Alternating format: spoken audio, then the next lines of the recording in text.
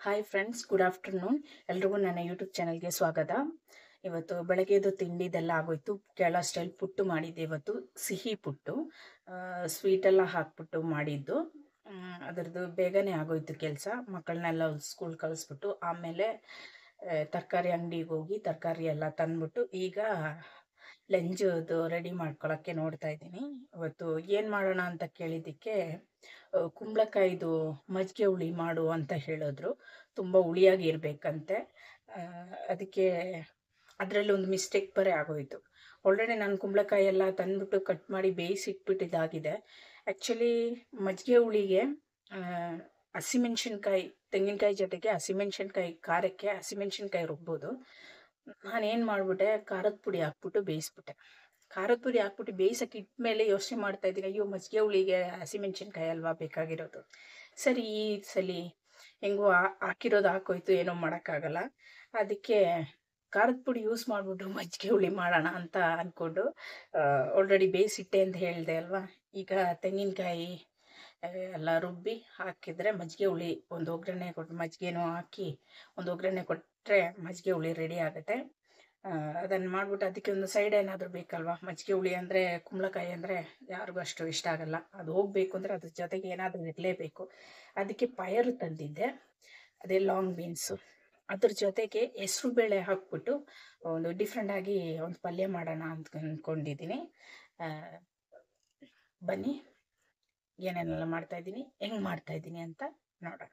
Stove ಮೇಲೆ ಒಂದು ಬಾಣಲಿ ಇಟ್ಕೊಂಡಿದ್ದೀನಿ. ಅದಕ್ಕೆ ಪಯರು ಈ ಸೈಜಲ್ಲಿ ಚಿಕ್ಕದಾಗಿ ಕಟ್ ಮಾಡಿಬಿಟ್ಟು ಹಾಕಿದ್ದೀನಿ. ಹೆಸ್ರು ಬೇಳೆನೂ ಹಾಕ್ತಾಯಿದ್ದೀನಿ. ಚೆನ್ನಾಗಿ ತೊಳೆದ್ಬಿಟ್ಟು ಇದಕ್ಕೆ ಸ್ವಲ್ಪ ನೀರು ಹಾಕ್ಬಿಟ್ಟು ಬೇಯಕ್ಬಿಡೋಣ. ಬೇಗ ಬೇಯುತ್ತೆ. ಹೆಸ್ರು ಬೇಳೆ ಆದ್ರೂ ಅಷ್ಟೇ, ಪಯರಾದ್ರೂ ಅಷ್ಟೇ, ಬೇಗ ಬೇಯುತ್ತೆ. ಬೇಯಲಿ. ಈಗ ಸ್ಟವ್ ಆನ್ ಮಾಡ್ತೀನಿ. ಹೆಸ್ರು ಬೇಳೆ ಪಯರು ಎಲ್ಲ ಬೇಯೋಷ್ಟರಲ್ಲಿ ಮಜ್ಜಿಗೆ ಹುಳಿದು ರೆಡಿ ಮಾಡ್ಕೊಳ್ಳೋಣ. ಅದೇನೋ ಒಂದು 5 ನಿಮಿಷದಲ್ಲಿ ಆಗೋಗುತ್ತೆ. ಅದಕ್ಕೆ ತುಂಬ ಹುಳಿ ಬೇಕು ಅಂತ ಹೇಳಿದ್ದಕ್ಕೆ ನಾನೇನು ಮಾಡಿದೆ, ತೆಂಗಿನಕಾಯಿ ಜೊತೆಗೆ ಸ್ವಲ್ಪ ಹುಣಸೆ ಹಣ್ಣು, ಸ್ವಲ್ಪ ಜೀರಿಗೆ ಹಾಕಿ ರುಬ್ಕೊಂಬಿಟ್ಟೆ. ಇವಾಗ ಹುಳಿ ಇರತ್ತಲ್ವ, ಹೆಂಗಿದ್ರೂ ಪ್ಯಾಕೆಟ್ ತರೋ ಮೊಸರಿಗೆ ಹುಳಿನೇ ಇರಲ್ಲ.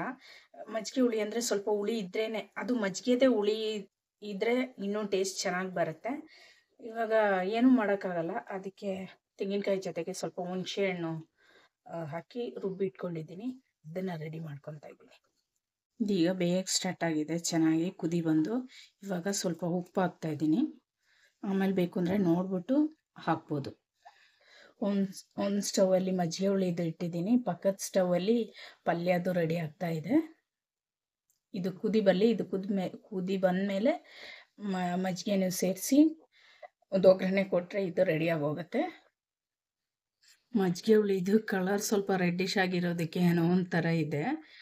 ತೆಂಗಿನಕಾಯಿ ರುಬ್ಬಿರೋದು ಹಾಕ್ತೆ, ಮಜ್ಜಿಗೆನೂ ಹಾಕ್ತೆ. ಈಗ ಒಂದು ಲೈಟಾಗಿ ಕುದಿ ಬರೋಕ್ಕೆ ಸ್ಟಾರ್ಟ್ ಆದರೆ ಅದನ್ನು ತೆಗೆದಿಟ್ಟು ಒಂದು ಒಗ್ಗರಣೆ ಕೊಡ್ಬೋದು. ಯಾವಾಗಲೂ ಒಂದೇ ಥರ ತಿಂದರೆ ಚೆನ್ನಾಗಿರಲ್ಲ. ಇವತ್ತೊಂಥರ ಡಿಫ್ರೆಂಟ್ ಆಗಿರಲಿ ಮಜ್ಜಿಗೆ ಹುಳಿ.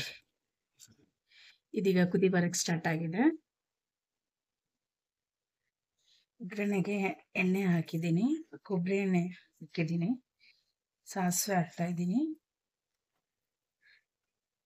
ಅದ್ರ ಜೊತೆಗೇನೆ ಸ್ವಲ್ಪ ಮೆಂತ್ಯ, ಸಾಸಿವೆ ಮೆಂತ್ಯ ಎಲ್ಲ ಸಿಡಿದಾಗಿದೆ. ಒಣಮೆಣಸಿನ್ಕಾಯಿ,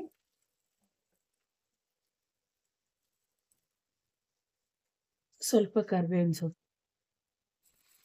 ಒಗ್ಗರಣೆ ಮಾಡಿರೋದು ಸಾರಿಗೆ ಹಾಕಿ ಮಿಕ್ಸ್ ಮಾಡಿ ಇಟ್ಕೊಂಡಿದ್ದೀನಿ. ಇವಾಗ ಇದು ರೆಡಿ ಆಗಿದೆ. ಈಗ ಪಲ್ಯದು ಮಿಕ್ಕಿದ ಕೆಲಸಗಳು ನೋಡ್ಕೊಳ್ಳೋಣ.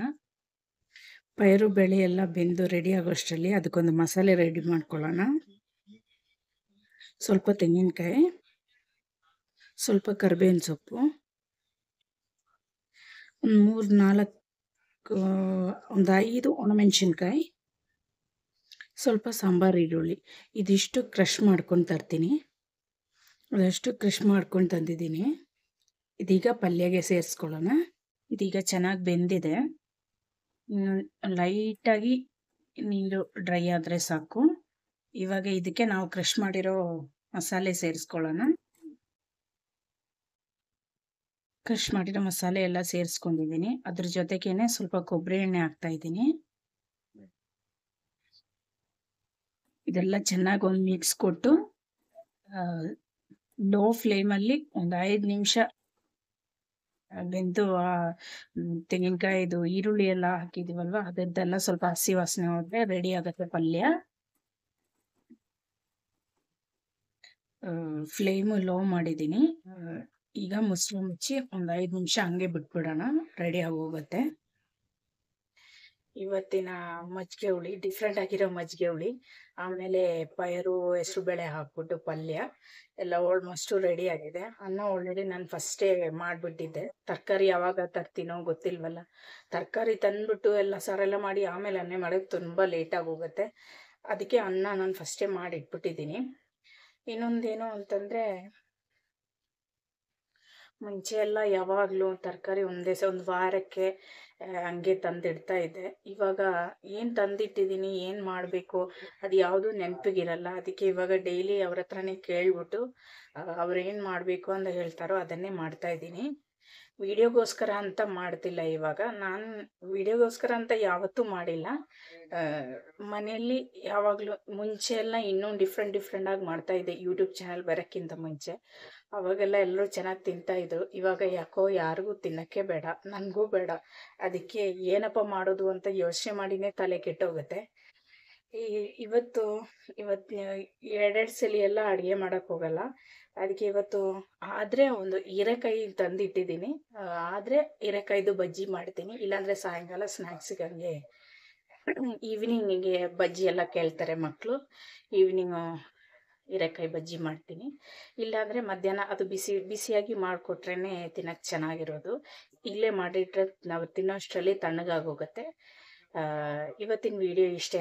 ಈ ವಿಡಿಯೋ ಎಲ್ರಿಗೂ ಇಷ್ಟ ಆಗೋದಾದರೆ ಲೈಕ್ ಮಾಡಿ, ಶೇರ್ ಮಾಡಿ, ಕಮೆಂಟ್ ಮಾಡಿ, ಸಬ್ಸ್ಕ್ರೈಬ್ ಮಾಡಿಬಿಟ್ಟು ನನ್ನನ್ನು ಸಪೋರ್ಟ್ ಮಾಡಿ. ನೆಕ್ಸ್ಟ್ ವಿಡಿಯೋದಲ್ಲಿ ನೋಡೋ ತನಕ ಬಾಯ್.